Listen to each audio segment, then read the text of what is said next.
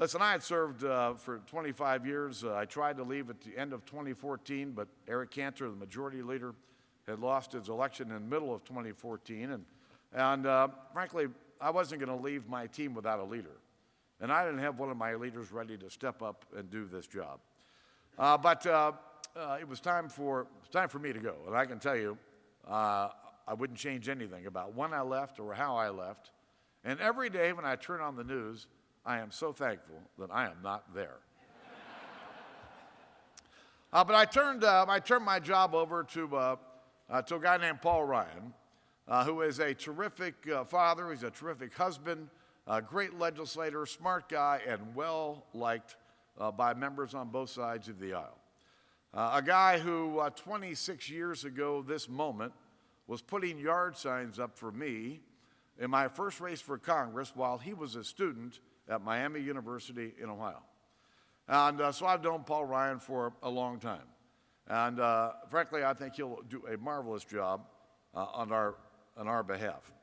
A couple lessons I learned during my years of leading the Congress. One is you got to have a lot of patience.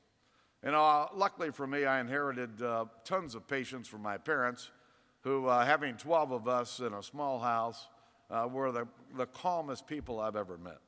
And obviously, I got a big dose of their patience. But the legislative process is a long, slow process that the founders wanted it this way. They built this body in the middle of the government called the Congress because they knew the country would grow, they knew the Congress would grow, and they know that if this Congress got big enough, we'd never be able to agree on anything. And it's exactly what the founders envisioned. And so I can tell you, you need a lot of patience when you're the Speaker of the House.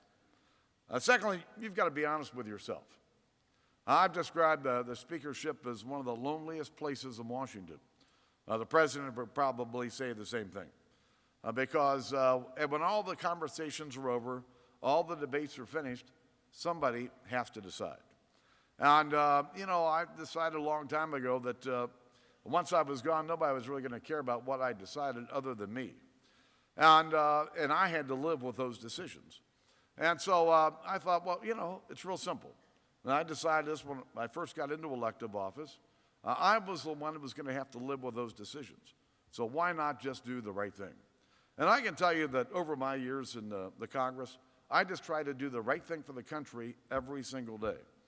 And I've got to tell you what. Another thing I'm proud of about just being yourself is that my proudest accomplishment as a member of Congress is after 25 years, I'm the same jackass I was the first day I walked in there. Thirdly, I think you have to be honest with others. You know this with your own employees. I got members on both sides of the aisle coming to my office all the time asking for everything under the sun. And I was surprised when I made my announcement and I was going to be there for another month, the number of members who came up to me and said, thanks for always just telling me the truth and telling me the way it was. I have to say no probably 90% of the time, but I always I thought the sooner I was up front with people and the clearer I was with people, the more they would respect the decision and accept it and move on. But being honest with others is an important part of this. The President Obama called me the morning that I made my announcement I was going to leave. And he was moaning and groaning and about me leaving. And while the President and I have vastly different ideas about what government should look like and what the role of government should be, we always had a good relationship and, frankly, very honest with each other. So he's telling me how much he doesn't want me to go. And finally he says, Boehner, man, I'm going to miss you. And I said, Mr. President, yes, you are. The President and I could talk to each other. All right, we had a relationship. And I can't tell you the number of times the President would call me and ask me to call Harry Reid on his behalf because Harry wouldn't talk to him. It's really important for the leaders to be able to talk to each other, even if you've got vastly different ideas, because you've got 535 members of Congress. It's like a big committee.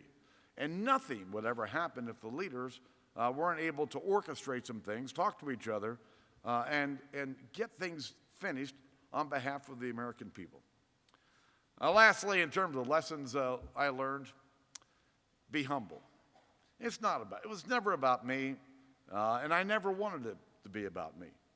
And, when you serve in the Congress, you've got a lot of egos. A lot of egos at the White House. And too many people in Washington think it's about them. Listen, I didn't go to Washington to be a congressman. I went there to do something on behalf of the American people. And I tried to teach that lesson to my colleagues. I would tell them, listen, this is what my parents taught me, this is what I taught my girls, and this is what you ought to be doing. If you do the right things every day for the right reasons, the right things will happen. You just don't have to worry about it.